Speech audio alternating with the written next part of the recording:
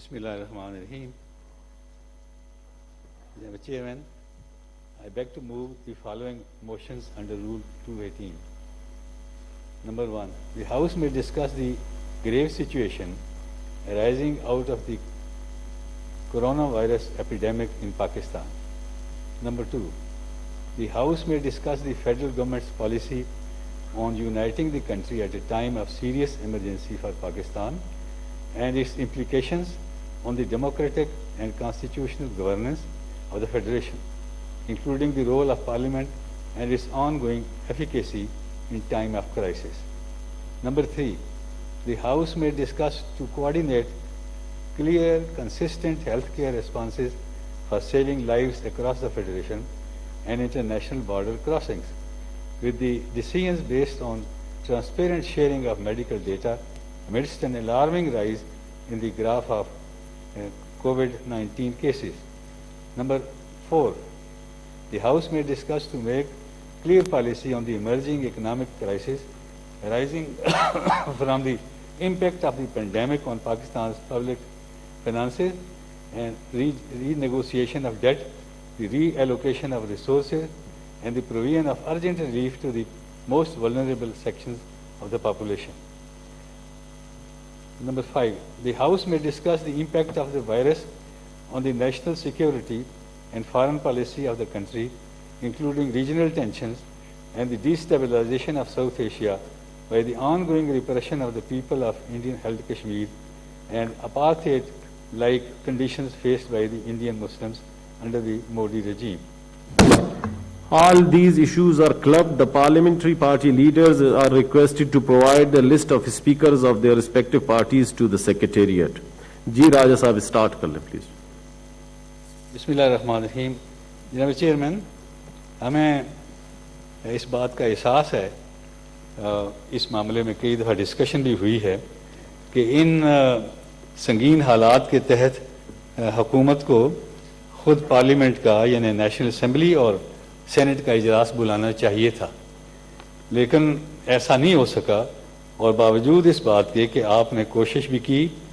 اور آپ نے اسپیکر صاحب نیشنل اسمبلی کو بھی درخواست کی کہ وہ نیشنل اسمبلی کا حال جو ہے وہ فراہم کر دیں تاکہ یہ جو سوشل ڈسٹنس ہے اس کو برقرار رکھتے ہوئے اجلاس وہاں اس ہاؤس میں کیا جا سکے، لیکن انہوں نے کہا کہ ابھی ہم نے خود اپنے لیے فیصلہ نہیں کیا، اس لیے یہ ممکن نہیں ہے۔ پھر آپ نے گورنمنٹ کو بھی خط لکھا کہ اگر ایسا نہیں ہو سکتا تو ہمیں خود اجازت دی جائے کہ ہم اپنے رولز کے تحت یہ اجلاس بلوائیں، اور وہ پھر بھی نہیں ہو سکا تو پھر مجبوراً ہمیں اجلاس ریکویزیشن کرنا پڑا۔ تو وہ اجلاس، یہ اجلاس جو ہے، سعد صاحب تشریف رکھیں جی۔ جی راجا صاحب، یہ اجلاس اسی ریکویزیشن کی وجہ سے جو آپ نے فرمایا ہے وہ طلب کیا گیا۔ میری سب سے پہلی گزارش یہ ہے کہ یہ جو آئینی ادارے ہوتے ہیں، بالخصوص پارلیمنٹ، یہ انہی مواقع کے لیے ان سے رائے لی جاتی ہے، ان سے مشورہ کیا جاتا ہے، ان کو رول دیا جاتا ہے، وہ حکومت کو اپنی تجاویز دیتے ہیں۔ تو اس لحاظ سے ہمارا خیال یہ تھا کہ اس وقت کوشش یہ کرنی چاہیے تھی کہ ان سنگین حالات کے پیش نظر حکومت ایسا رویہ اختیار کرتی کہ ایک قومی یکجہتی کی فضا پیدا ہوتی اور لوگ ایک دوسرے کے دکھ اور تکلیف سے واقف ہوتے اور وہ ایک مشترکہ لائے عمل اختیار کرتے۔ لیکن افسوس سے کہنا پڑتا ہے کہ نہ صرف یہ کہ ایسا ہو نہیں سکا بلکہ اس کے بالکل الٹ پالیسی چلائی جا رہی ہے۔ انہیں ایک تو پہلی بات تو یہ ہے کہ اس معاملے میں حکومت نے بجائے اس کے کہ وہ اپوزیشن کے ساتھ مل بیٹھ کر اس سارے سنگین معاملے کا حل تلاش کرتی، انہوں نے اپوزیشن کے ساتھ رابطہ رکھنا، ان کے ساتھ بیٹھنا یہ قطعاً گوارا نہیں کیا، جو میں سمجھتا ہوں کہ بڑی منفی سوچ ہے جس کے نتائج پوری قوم کو بھگتنا پڑتے ہیں۔ دوسری بات یہ ہے کہ یہ جو اس سارے مسئلے کا کوئی حل ہو سکتا تھا، اس میں ایک آواز سے حکومت کے اندر سے بھی کوئی صحیح رویہ اختیار نہیں کیا گیا، یہاں تک کہ اس میں بھی ایک تقسیم کی کوشش کی گئی۔ میں آپ کے سامنے یہ جنگ اخبار ہے، یہ 1 مئی کی ہے، اس کی ہیڈ لائن ہے، وہ وزیر اعظم صاحب کا بیان ہے کہ لاک ڈاؤن اشرافیہ نے کرایا، یعنی بجائے اس کے کہ آپ باقی قوم کو بھی ساتھ رکھیں، آپ نے خود قوم کے اندر ایک اور تفریق ڈال دی، ایک اشرفیہ ہے اور ایک عام لوگ ہیں، اور اس لیے یہ لاک ڈاؤن اشرافیہ نے کرایا ہے۔ شاید ان کے خیال میں اشرافیہ کے کوئی اپنے مقاصد ہیں اور ان کے خلاف نفرت پیدا کرنا اس ماحول میں بھی ضروری ہے۔ اور پھر آپ نے دیکھا ہوگا کہ کابینہ کے ارکان میں سے کچھ لوگوں کی ڈیوٹی یہ لگائی جاتی ہے کہ وہ اپوزیشن کے خلاف وہی رویہ اختیار کریں جو عام طور پر الیکشن کے قریب سیاسی معاملات کے اندر کیا جاتا ہے۔ اس لیے میں یہ سمجھتا ہوں کہ ابتدا سے ہی حکومت کا رویہ انتہائی منفی اور نان پروڈکٹیو اور ڈیوائسو رہا ہے، جس کی جتنی بھی مذمت کی جائے وہ کم ہے، اور یہ سلسلہ جاری ہے، مسلسل جاری ہے، اور ان لوگوں کو شاباش دی جاتی ہے جو اپوزیشن کے خلاف وہی زبان اختیار کریں جو نارملی لوگ اپنے بدترین دشمنوں کے لیے بھی پسند نہیں کرتے۔ وہ ایک سلسلہ جاری رکھا جائے اور ان کو شاباش دی جائے کہ آپ یہی کچھ کرتے رہیں اور اسی میں ہماری بہتری ہے۔ تو میں یہ سمجھتا ہوں کہ یہ جہاں یہ ایک انٹرنیشنل پینڈیمک ہے اور پوری دنیا اس کے لپیٹ میں آئی ہوئی ہے، وہاں ساتھ ساتھ خود ہمارے اندر ایک ایسی فضا قائم کی جا رہی ہے سرکاری طور پر جس کا نتیجہ اس ساری قوم کو بھگتنا ہوگا، جو انتہائی قابل افسوس بات ہے۔ اور بجائے اس کے کہ اس موقع کے اوپر لوگوں کو اکٹھا کیا جاتا، لوگوں کو ایک دوسرے کے ساتھ ہمدردی پیدا کرنے کی کوشش کی جاتی، اور اس قوم کے اندر یہ کوئی اچنبے کی بات نہ ہوتی۔ اس سے پہلے اگر 65 کی جنگ میں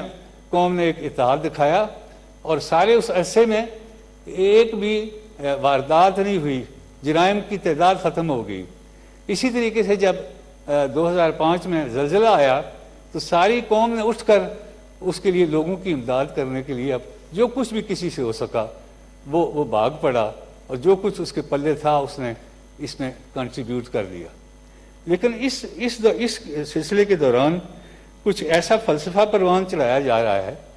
کہ ایک ہی ذریعہ ہے کہ اپوزیشن کے خلاف نفرت پیدا کی جائے، خواہ وہ جنرلی اپوزیشن ہو یا ایک صوبہ جہاں ان کی حکومت نہیں ہے وہاں ان کے خلاف ایک اتنا پراپیگنڈا کیا جائے، ایک سے بڑھ کر ایک، اور غلط بیانیاں اور جھوٹ اور اتنی یعنی نیچے گر کر ان کے خلاف الزامات لگائے گئے کہ وہ شاید وہ ملک دشمن ہے سندھ کی حکومت، اور یہ صرف مرکزی حکومت ہے جو شاید پاکستان کا یا لوگوں کا خیال رکھ رہی ہے۔ یہ رویہ میں سمجھتا ہوں قابل مذمت ہے، اس کو ایسا نہیں ہونا چاہیے تھا۔ جی شہید رحمان صاحب پلیز۔ جی رائے صاحب۔ اس لیے ایک تو میں سمجھتا ہوں کہ یہ موقع ایسا ہے کہ اس میں کم از کم جو غلط طریقہ کار اختیار کیا گیا تھا اس کو چاہیے حکومت کو کہ وہ اسے ترک کرے، اور جس طریقے سے کنفیوژن پیدا کیا گیا کہ یہ لاک ڈاؤن جو ہے یہ ہمارے حق میں نہیں ہے، اور پھر لاک ڈاؤن بھی ہوا، اور یعنی نہ صرف سندھ میں بلکہ باقی 3 صوبوں میں بھی ہوا، کیونکہ بیان اوپر سے آیا وفاق کی طرف سے کہ صوبے اپنے اپنے فیصلے خود بھی کر سکنے کی مجاز ہے۔ اس کا مطلب یہ ہے کہ کوئی نیشنل پالیسی نہیں ہے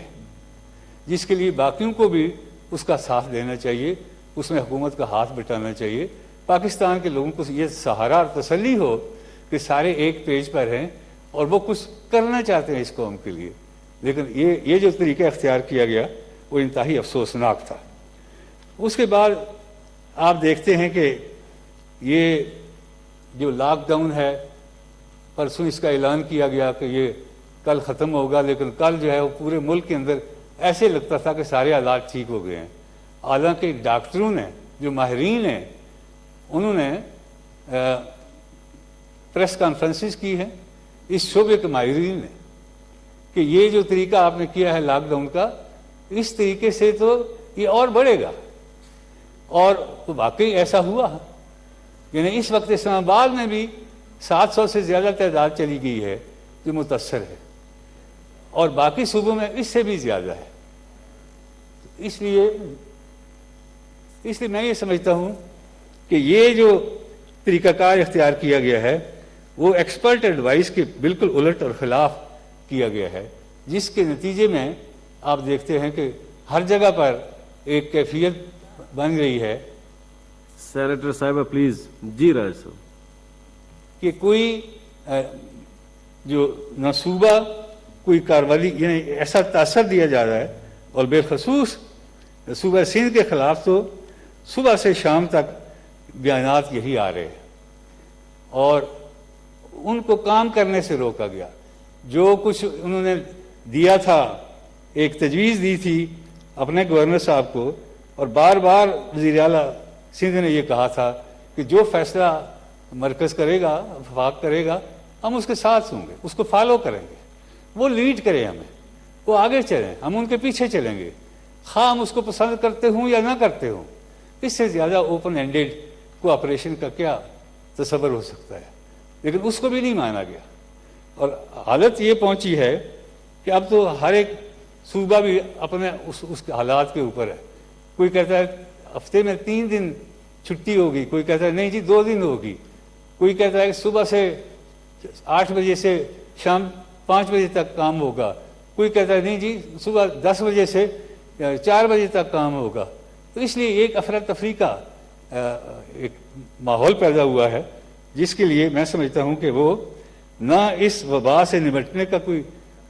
مؤثر طریقہ بنایا جا سکتا ہے، اور نہ اس پر صحیح عمل کیا جا سکتا ہے. سینیٹر صاحب مشاہد صاحب پلیز. جی راج صاحب. اس لیے میں یہ سمجھتا ہوں کہ یہ جو 5 پوائنٹس ہیں وہ بہت لازمی اور ضروری ہیں، اور گو کہ یہ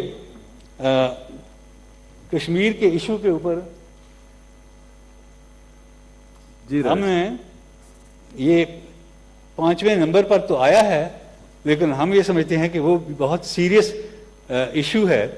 کہ وہ اتنا وقت ہو گیا ہے 5 اکتوبر کے بعد، 5 اگست کے بعد، کہ وہ مسلسل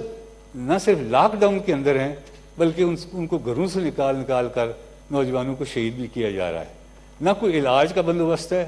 نہ ان کی کوئی داد رسی کرنے والا ہے، نہ کوئی عدالتوں کے پاس جانے کی اجازت ہے. اس لحاظ سے کشمیر میں جو ظلم ہو رہا ہے اس کا کچھ پرتو تو پورے ہندوستان میں مسلمانوں کے ساتھ جو سلوک ہو رہا ہے اسے آپ دیکھتے ہیں. ٹی وی کے اوپر بعض گریبز ایسی آتی ہیں کہ لوگوں کو راستے میں چلتے ہوئے ان کی اگر کوئی ریڑھی باندھ ہے تو اس کی ریڑھی الٹ دی جاتی ہے، اس کو مارا پیٹا جاتا ہے، بلکہ اس کو قتل کر دیا جاتا ہے، اور پولیس کی ساتھ موجودگی نظر آتی ہے، اور کوئی ان کا پرسان حال نہیں ہے. اس لیے جہاں ایک طرف مودی حکومت نے ظلم ڈھایا ہوا ہے اور دوسری جانب ہماری اپنی حکومت کا یہ رویہ ہے، نہ ہم یہ سمجھتے ہیں کہ ان چیزوں کو ختم ہونا چاہیے. شکریہ جی. تھینک یو راج صاحب. سینیٹر شہری